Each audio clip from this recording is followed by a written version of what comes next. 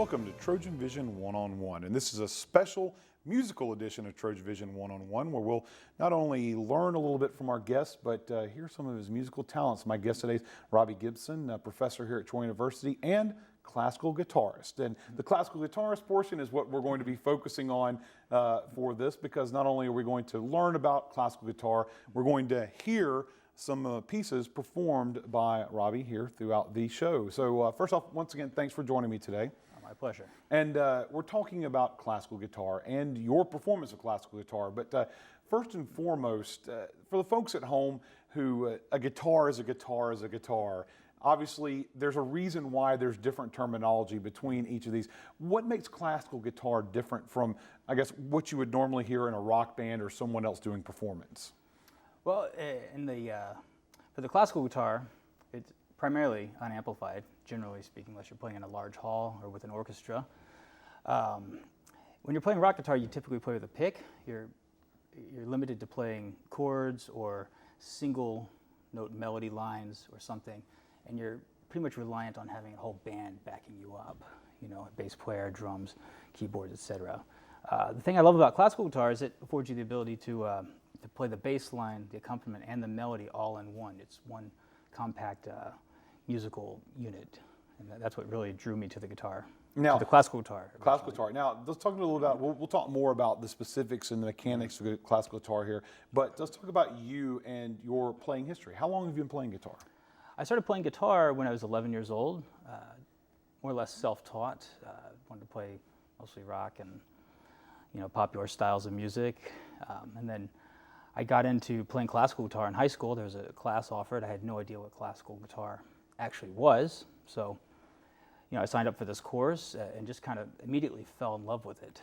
You know, I loved the idea that I could have a complete musical statement by myself without having to find other people to enhance that experience. Because sometimes it's hard to find other people playing in your band, especially at the high school level. Exactly, exactly. Now, talk about what first inspired you to pick up the guitar. You said you self-taught at an early age. Was there something in particular that inspired you to start playing?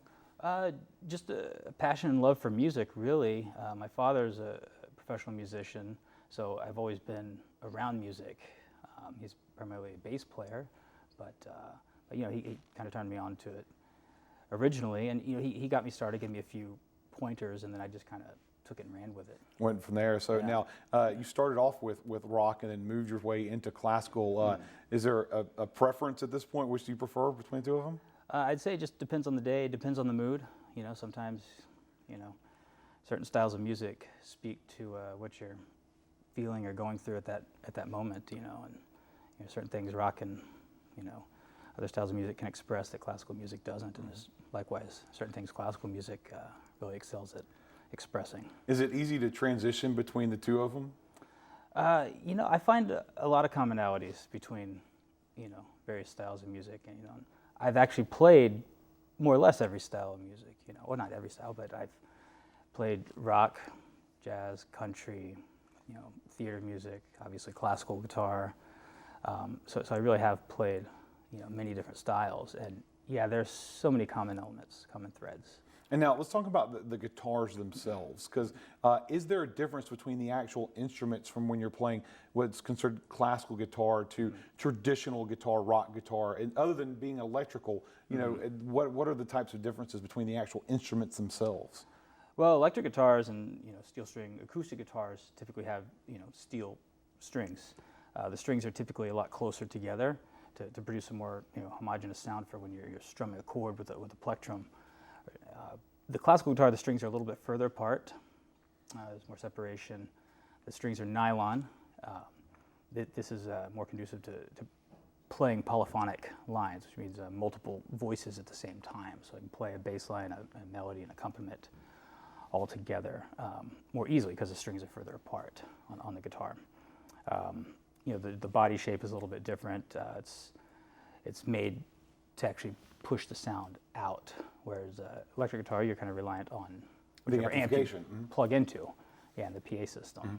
And so let's talk about, you mentioned there the plectrum or the pick, most people would refer to it as, and you mentioned earlier that you don't really use one of those in classical music. And one of the first things anyone who will meet you, especially if they shake your hand, might notice is the fact that the fingernails, you've got the fingernails growing out. Talk about that whole element of the fingernails and the usage of the fingernails. Yeah. So the use of fingernails kind of evolved over centuries of guitar music and its ancestors, but now it's common to have nails on the thumb and these three fingers. This allows you to articulate the notes in a certain way to give articulation. And when we play, we actually use a combination of nail and flesh. And in the pieces that we will hear in this program, you'll hear how at certain moments I'm using only nail. It's going to produce a really bright timbre or bright tone quality. And there's other times where I'm only going to use the flesh of the finger. So this really provides a lot of versatility.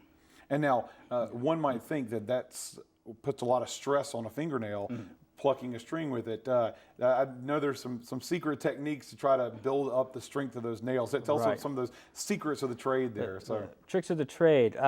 Well, I was unfortunately born with terrible natural nails, so I use probably one of the most common tricks is to use high-quality ping pong balls. So I use the Nataku 3-Star Premium, the official Olympic ball, and then cut little squares and glue them under the nail, and secure them that way, and then file them to a desired shape.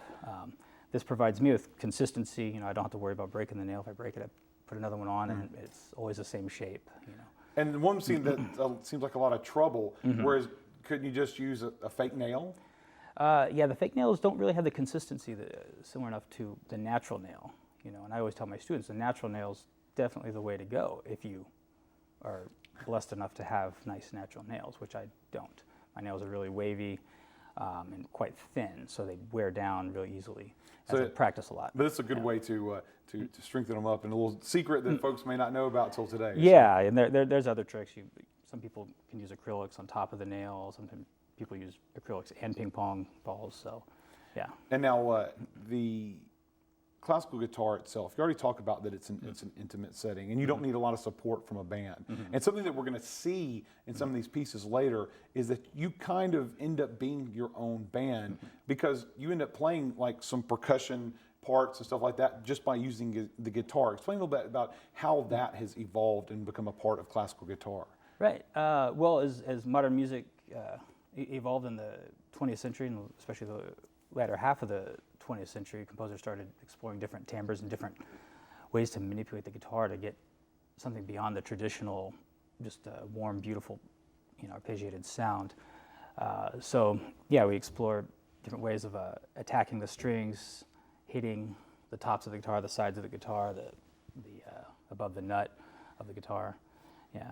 All different sounds. All different sounds. And we'll see a lot of those techniques on display in the pieces we're going to see a little bit later. Absolutely. Yeah. Now, before we get into talking about those, one last question I have coming into classical guitar and talk about the setting, because obviously we're going to see you in an intimate setting playing this. It's just you in a studio, but what about the actual setting in which you play? What is the best setting? Is it more conducive to an intimate setting or a large audience, venues? Talk a little about that. Well, for me, I personally prefer a smaller, more intimate setting and connect with the audience a little bit better. My favorite places to play are churches or small cathedrals, places that have nice resonance in the room. There's some nice concert halls that I've played in that sound amazing, but I guess anyway, no more than a few hundred seats. Yeah. When you get beyond that, you should probably start using amplification at that point, and then that's altering the sound and really the experience. Because you want to have the intimacy. You want to have that natural sound coming from the guitar. Preferably, you do. Yeah. Now let's get into some of the pieces. We're going to hear first a piece, Loba. Tell us a little about each of these, and all of these have a little bit of a story behind it. So let's talk about some of the story behind what we're going to hear with Loba. Sure. Well, I'm going to perform a set of 7 concert etudes by a friend of mine, Joe Williams, who wrote these pieces about 1.5 years ago. So they're quite new, actually, as far as classical music is concerned. And these were written, the title of the whole set is Zia, Myth and Folklore of New Mexico. And they're basically a set of concert etudes which explore different extended techniques or different timbres. Timbre meaning the tonal quality. Again, by extended techniques, you're going to see me doing things that are not really traditionally done or thought of as classical guitar techniques, sitting like this. I'll be hitting above here and hitting the guitar in different ways, and so you'll see when you hear the videos. Mm-hmm. But yeah, so each of these pieces are based on, or structurally held together by timbre and extended techniques, but they're all based on myths and folklore or folk entities in New Mexico folklore. So the first one, La Loba, the wolf woman, basically tells a story of this woman who scours the desert collecting the bones of wolves. When she's finally found a complete skeleton of bones, she lays them around the fire and begins to sing. When she finds the right melody to sing, flesh and fur begin to grow on the wolf. And she sings louder and more chaotically, and then eventually a new wolf starts to breathe, comes to life. That's the story of La Loba. And that's what you're going to hear. And talk about the techniques that they're going to see in this particular piece. Yeah, this piece features a really interesting technique right at the very opening. It's called, I think my friend Joe Williams may have made it up because I'd never seen it before. It's called a halogen pizzicato. It basically, if you think of the guitar, when you hit a string, the loudest, as soon as you hit it, that's the loudest the note's going to be. Then the note starts to decay and get softer and softer. With this halogen pizzicato, I put my hand back closer to the bridge and play, and then I lift my hand up, and it actually allows the sound to swell and grow, which is just the opposite that you would expect from a guitar. An interesting technique that we'll get a chance to see here on Loba. So let's take a listen.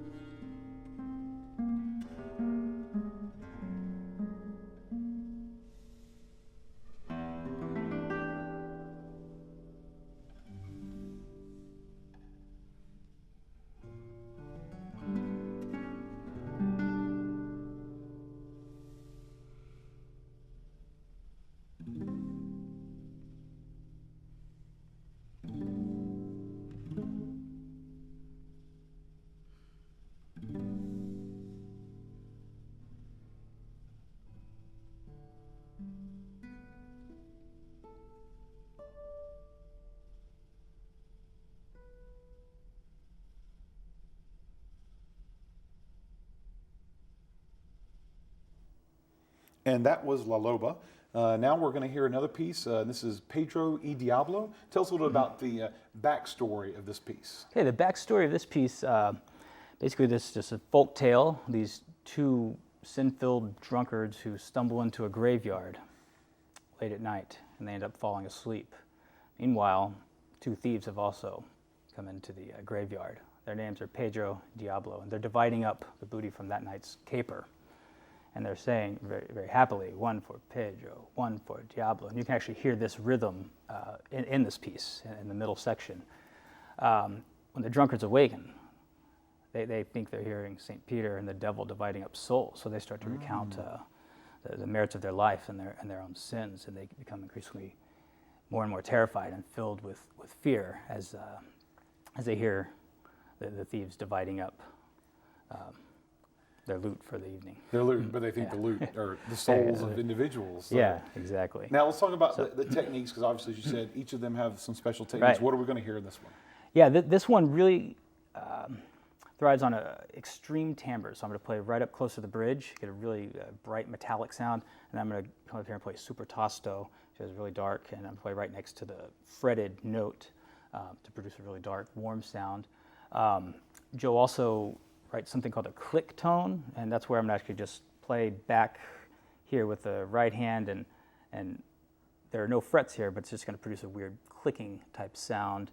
And another technique that I believe Joe made up, something called a double fret. He came up with this. So that's where you're going to hold the string down here and hold it down here and pluck in the middle with the middle finger, and it produces a note 2 octaves higher than the note under the third finger. So the folks it really sounds like almost like an old piano. Yeah, and so the folks really are going high. to get a chance to hear and see some things that a lot of people, even if Possibly they're haven't seen it. classical guitar, have never Even seen classical before. guitarists may not have seen this. Well, Yeah. they're looking forward to hearing this piece. And now let's take a listen to Pedro y Diablo.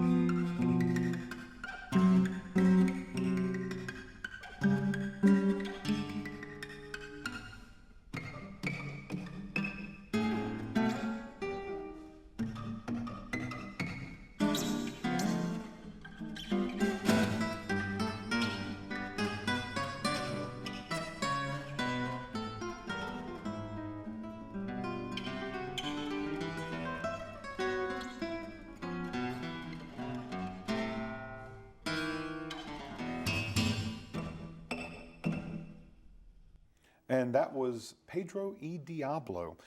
piece about confusion of St. Peter and the devil. But this next one, a little bit more of the mythology behind this one. This is La Llorona. Am I pronouncing that correctly? That's correct. Yes, this is the weeping woman. Basically, this tells a story of La Llorona. She's a beautiful, vain, and conceited girl who, against her family's wishes, marries an equally vain and conceited man. And things are well for a while. They have children. They're happy. Eventually, the man comes to scorn the woman, but holds his affection for the children and other women. In a fit of rage and jealousy, she takes the children and she throws them into the river to drown them. And when she realizes what she'd actually done, she runs in to save them, but trips on a rock, hits her head, and perishes. So, story is her spirit is in total anguish, and she trolls the riverways and the creeks and irrigation ditches, looking for her children. So parents tell their children this is a cautionary tale. You know, while Llorona's looking for her children, if she finds you playing here, where you're not supposed to be anyways, she might take you away. Scoop you up. Yeah. So, and the techniques I use in this one produces some really eerie sounds. Basically, I'm not going to pluck the guitar in any traditional manner. There are no actual plucks, as you would expect. But I'm going to play with the flesh of this finger and just kind of rub on the strings in different ways, and then play with the nail and do a very similar technique down closer to the bridge. You also hear a scraping on the low strings to produce like this howling, it's a very screechy, screech howling sound, kind of banshee-like quality Banshee-like to quality, it. yeah, exactly. That when they hear the piece, they're going to hear it, and they'll know exactly what that is. Kind of some chill-inducing sounds there, especially hearing you play it there and getting in. Kind of scary there for a little bit. So, but let's let the folks at home get a chance to hear about La Llorona.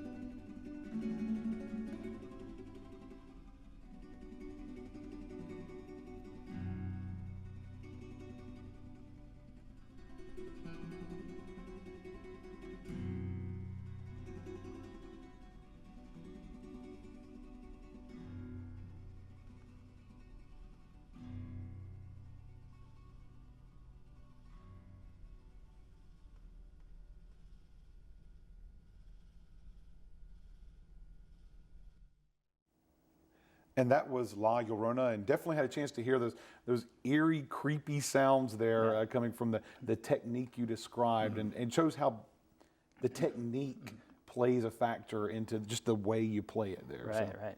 And now let's talk about the next piece we're going to hear, Kokopelli. And obviously, all of them have a little bit of background story. Let's hear what the background story on this one is. So. Well, Kokopelli is this mythological creature, the spirit of fertility and music, and he appears in many Native American mythos. And he basically just kind of this wild, unpredictable creature.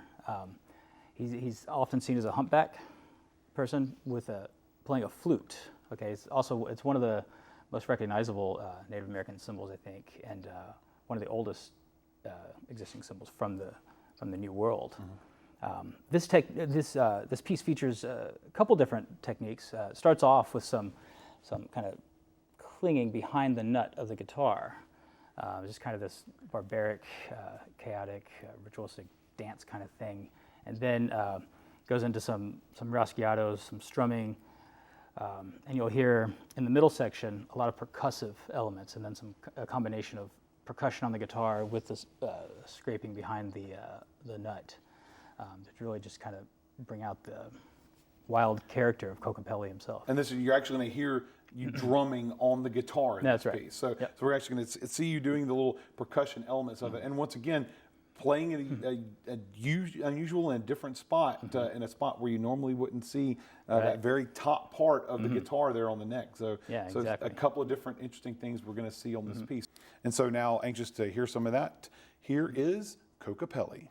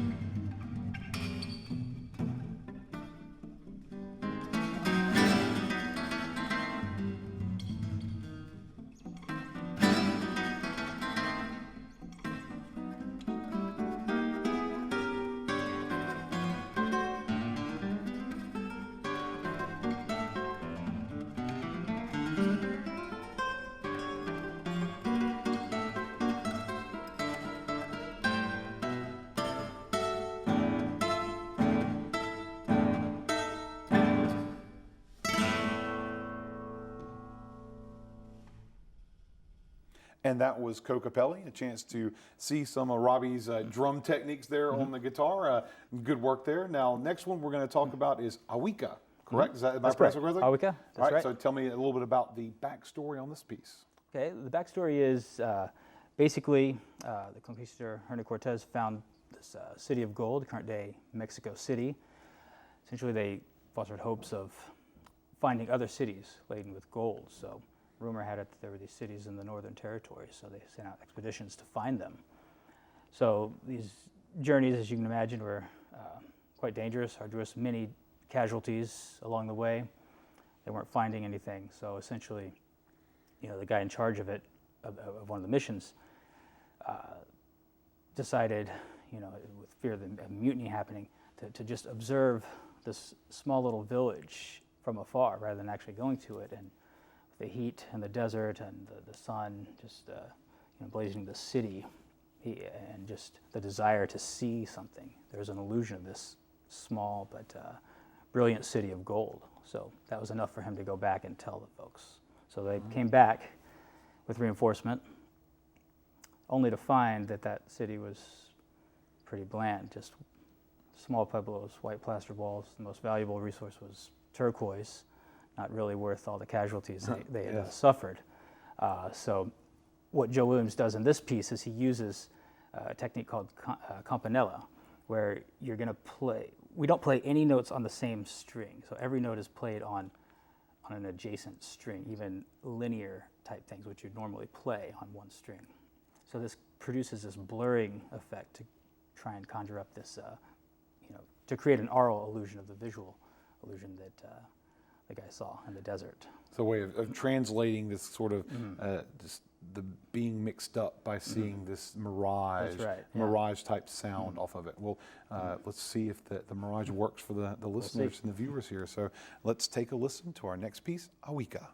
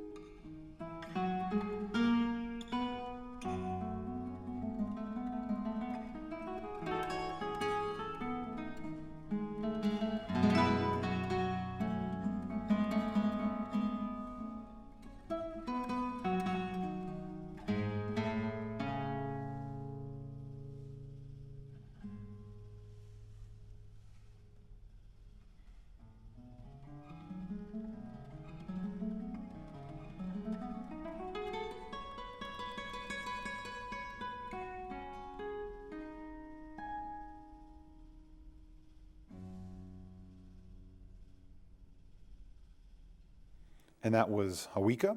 And now our next piece is Coyote.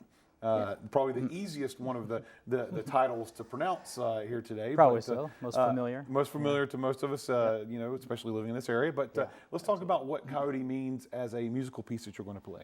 As a musical piece, basically, the coyote in Native American folklore just kind of rears its head as this kind of wild and unpredictable character who defies religious and social mores. So the piece is as wild and unpredictable as the coyote is himself. So the technique Joe writes for this is called a pizzicato. So 100% of this piece is played with muted strings. It's very rhythmic. It changes meters every bar, every few bars. So it's kind of unsettling, but rhythmically quite interesting. Kind of chaotic. Yeah, but still very tonal at the same time. It's very familiar. And so, because you're dealing with a trickster, so you're exactly. you're kind of tricking the ear with some of these pieces that you'll be playing. So there's tonal shifts and rhythmic juxtapositions all over the place. And so, anything in particular we need to know about the coyote and the backstory of this, or just that he's a Pretty trickster? much just he's kind of a wild, unpredictable trickster.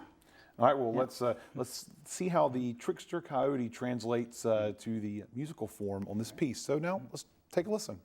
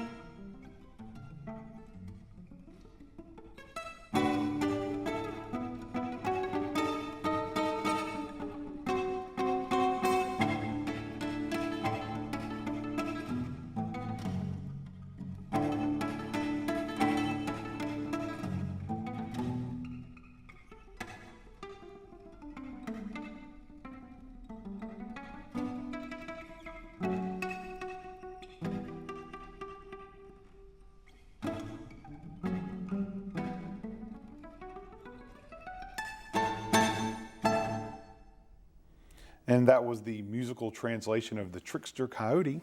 And for the last piece, we're going to hear Zozobra. Tell us a little about Zozobra and I guess, once again, the background behind this piece. Okay, well, I think Zozobra began around like 1924, 28 at this fall festival that happens each year in Santa Fe, the Fiesta de Santa Fe.